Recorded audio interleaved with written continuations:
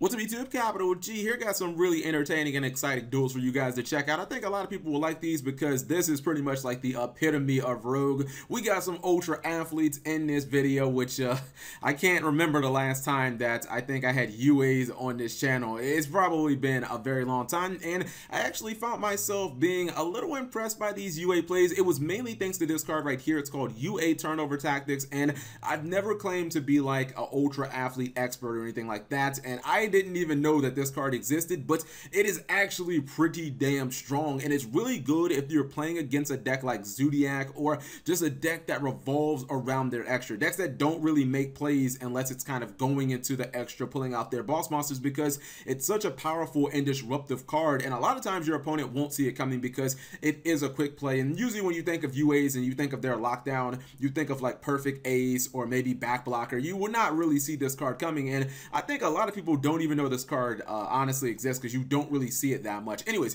so this duel is, I believe, the last duel you guys will ever see with Norden on my channel. I pretty much tried to eliminate all replays with like Norden. I think this is the absolute last one, so I apologize for that. But let me go ahead and roll it. And it's Dragunity at the top, so obviously it's not like, you can take that with a grain of salt. I always try to judge the competition. Dragunity, not a very strong deck, but I'll say this. If you open with Phalanx plus Ducks and you have Instant Fusion, you should probably be dropping double Crystal Wing, and he's going to have an opportunity here, but I don't know. I don't know what he was doing. He honestly just kind of blew his Crystal Wing play. You see right here, he reborns or he uses Red Eyes. He still has the Zephra, the Elite, which means, I mean, he has so many options here, and he goes into Ultimate. Now, here's where he makes the obvious misplay. You guys look at his hand, you see double summon, you're like, okay, Cap. He's gonna set the double summon, he gets a free copy of Ultimate, and then he can still, you know, basically synchro out. Nope, he's not gonna do that. Don't ask me why he didn't do that. He activated it instead of setting it and then activating it, because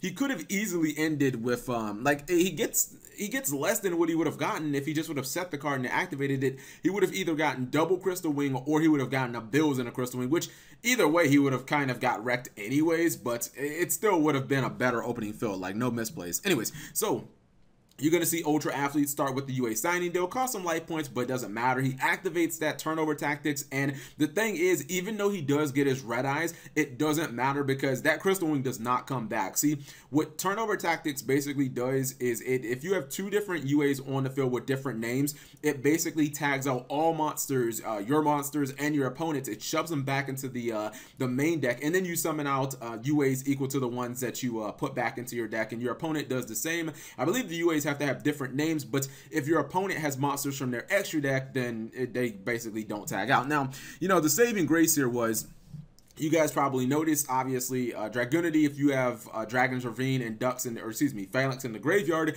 Dragunity is one of the strongest top decking decks in all of Yu-Gi-Oh! Hell, it might be the strongest outside of like Gladiator Beast or something like that, because you're able to take whatever card you draw and you're able to turn that into a Ducks, and he gets a Crystal Wing, which I believe Back Blocker tried to negate Crystal Wing, and then Crystal Wing said, I'm going to negate you, and then he used Goalkeeper basically to make sure that the Back Blocker didn't die. But he was still able to obviously run it over. It just didn't die from Crystal Wing's effect. Thus, he didn't lose both of his monsters. But he basically uses Foolish Burial Belongings. He ends up throwing the penalty box in the grave, and once again he has that turnover tactics. So yeah, Crystal Wing is getting summoned like every turn, but it doesn't even matter because it's just constantly going back into the deck. Now, the UAs that you summon back from turnover tactics, they can attack, but it doesn't matter because obviously you can just tag them out. You can special summon UAs from your hand, and then those UAs from your hand can obviously attack. Now he tries to go back to the well again with the Dragon's Ravine, the top deck, but this time he's just not having it. Activates the Perfect Ace, and now he's finally able to get his field spell, which UA Stadium is completely irrelevant because clearly he has enough damage on board to just win the duel. And even if he didn't have enough damage, if you're top decking against a Perfect Ace, like, you're not having a very good day, and he still had Back Blocker on top of that. So obviously that one was a little bit of a rout.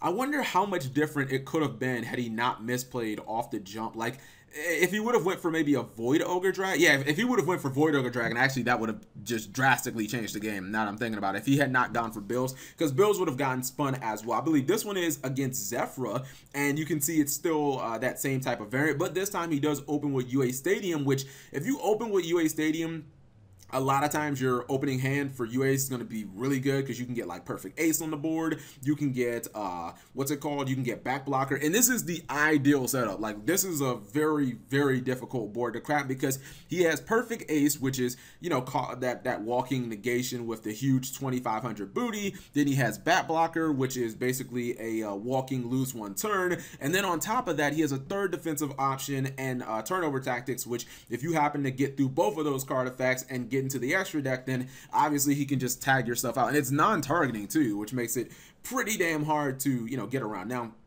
he chooses not to negate any of these pendulum scales, and you know he lets him pendulum summon too, but back blocker is going to activate. It is that lose one turn effect, so definitely hurts. He goes for Coral Dragon, which, you know, is going to let him draw a card, and I think he tries to use the Zephra card from his hand. That's the one that is kind of like the pop-a card on each side of the field, but perfect ace is just going to eat that up. And I thought that maybe a pendulum deck might be a little bit of a problem here because UAs can grind, but against the I don't think UAs are going to outgrind pendulums. So, you know, I thought this match might be a little problem, or it might be a little bit of a, you know, a problem. But when you get rid of the pendulum monsters, like you get rid of their field, I don't know, man. UAs can actually do a decent amount of damage. The fact that he's able to have UA Stadium and just it basically is just on the field the entire game, I think was the edge in this duel.